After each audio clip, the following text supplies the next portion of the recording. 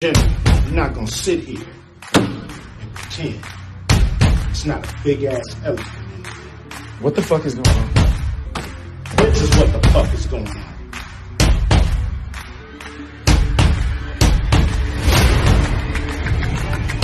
Oh shit! Oh shit!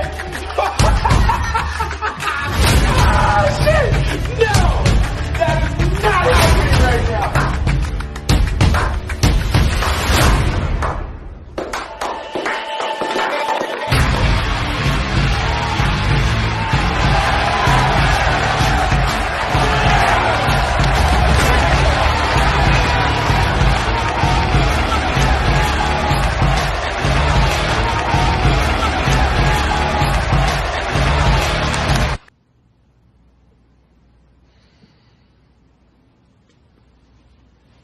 Ready or not, here I come. You can't hide.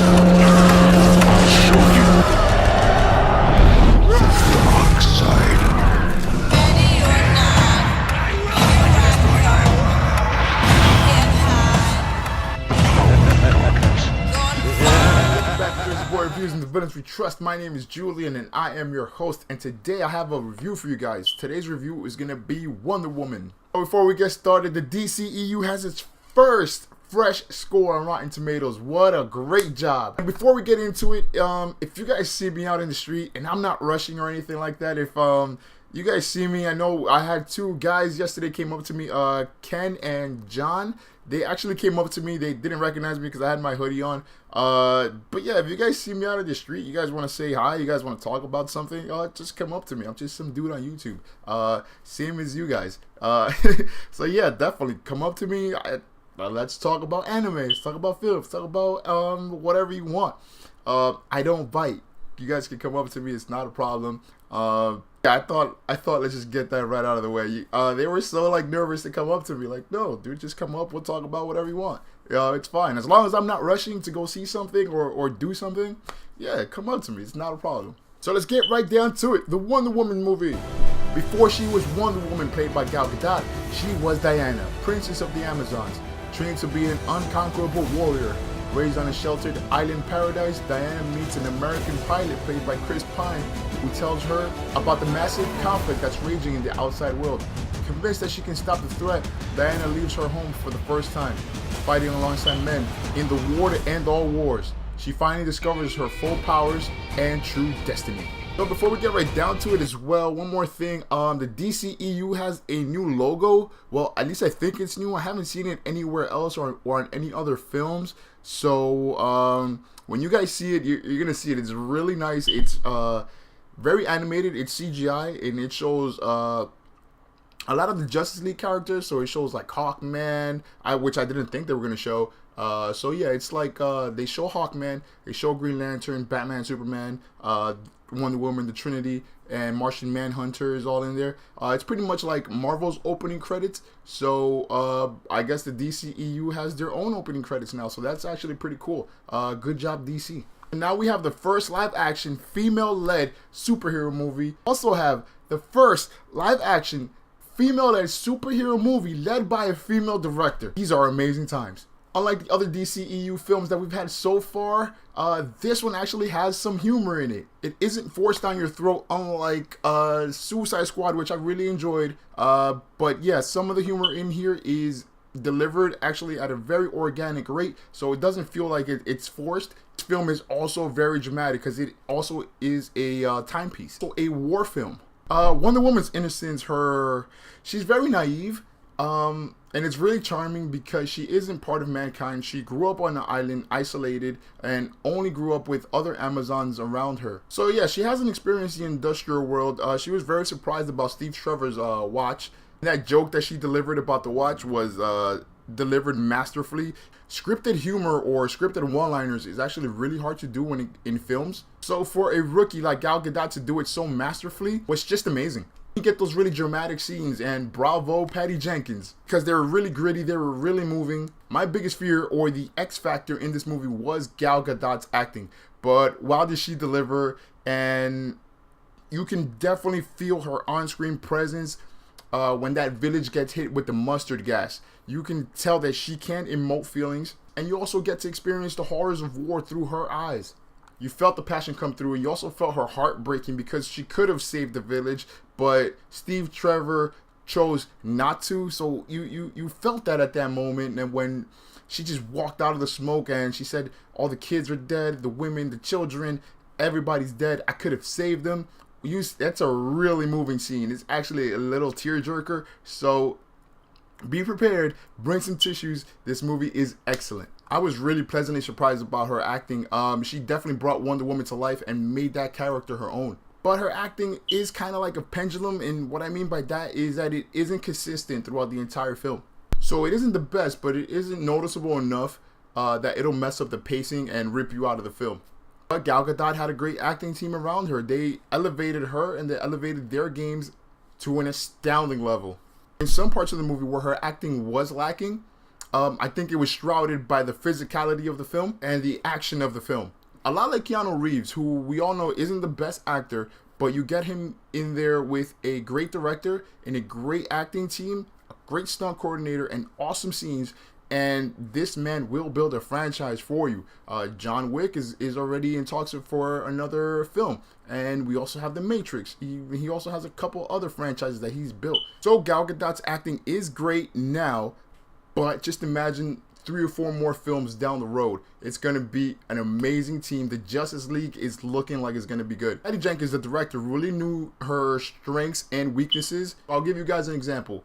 Robin Wright, who played General Antwerpy, Connie Nielsen, who played Queen Hippolyta, they match Gal Gadot's accent because, you know, Gal Gadot is Israeli. She isn't American. So she has so her English has a bit of an accent. So what Robin Wright and Connie Nielsen did was they matched her accent into their characters. So when you're actually watching the film, you're going like, oh, okay, so this is what Wonder Woman is supposed to talk like. Get that feeling that this is what all the Amazons sound like. So it didn't feel out of place, and I thought that was just great. She can only get better from here, and I am so hyped. I want to see more of her. I can't wait to see her in Justice League, and I can't wait till they announce Wonder Woman 2, because this is an amazing film.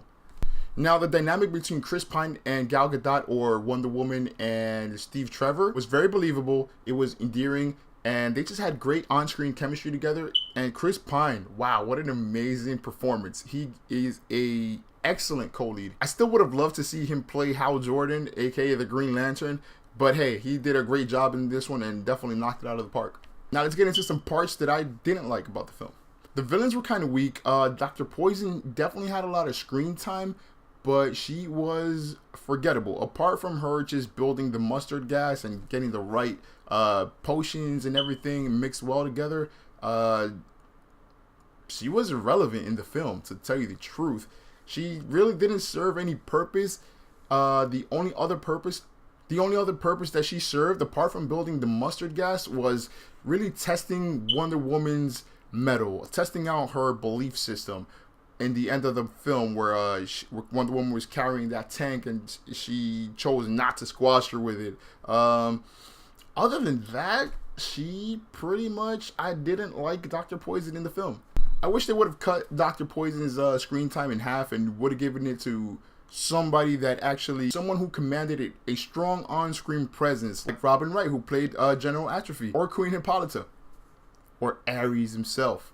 And with Ares, man, did they miss the mark. I mean, this is the god of war. This is the god of war. They should have set him up a bit better. Ares had 5 minutes in the entire movie. Let's overestimate and give him 10. So let's say he was in the movie for 10 whole minutes. They didn't set him up really well. I guess he was in the movie throughout the entire movie, but you didn't know who he was. But still, this is the god of war. This is the villain that's setting up Wonder Woman. He should have had way more screen time. I wish they would have given him a bit more backstory. But yeah, Ares, a really key character that didn't really deliver much. David Thewlis, who played Ares, is an amazing actor. And without his mustache, I think you wouldn't really recognize him out in the street. So his mustache is really like his signature look. So without it, I think he's pretty much unrecognizable. but they had this flashback of Ares fighting Zeus. And that porn stash.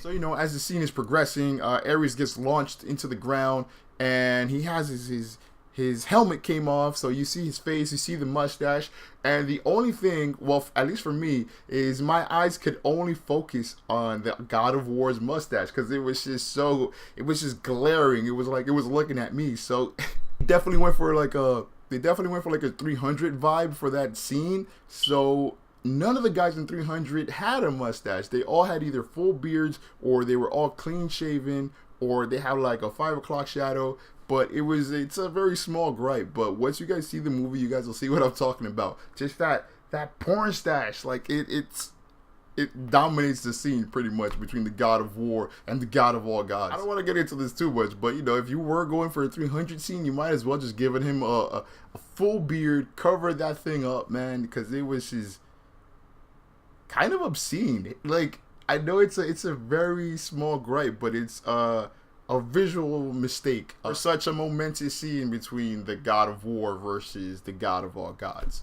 But that's just me. Very small gripe. Ares' armor looked really amazing in the film. I wish they would have tweaked Ares' voice when he transformed a bit more, just to give him a more menacing tone to him, because he doesn't have the deepest of voices. David Thewlis, that is. But if they would have just switched it up a little bit more and given him a deeper tone, or just skewed up his voice a bit more, like when Batman has the metal bat suit on and you hear his voice change, if they would have done that scene would have been just a bit more epic. Danny Houston, who played General Eric Lundengroff. Is that how you say it? Whatever. Danny Houston, who played General Eric. What a waste of a great actor. He was cannon fodder, really. He was there 1 minute and he was gone the next. He was someone that I wanted to see more of, because if you guys remember that movie 30 Days of Night, this man commands on-screen presence. He is just a frightening character, especially when he plays the villain. This man is amazing.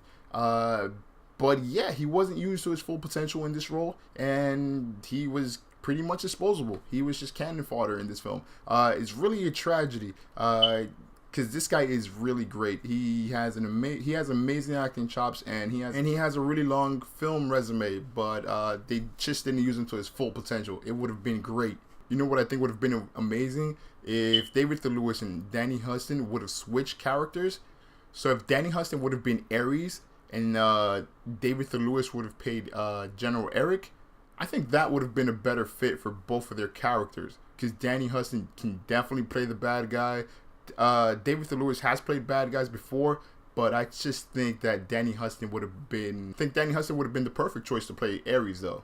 Steve Trevor's team, those commandos, those rogue commandos that were with him, I wish they would have given us some more backstory onto Steve Trevor and the other commandos.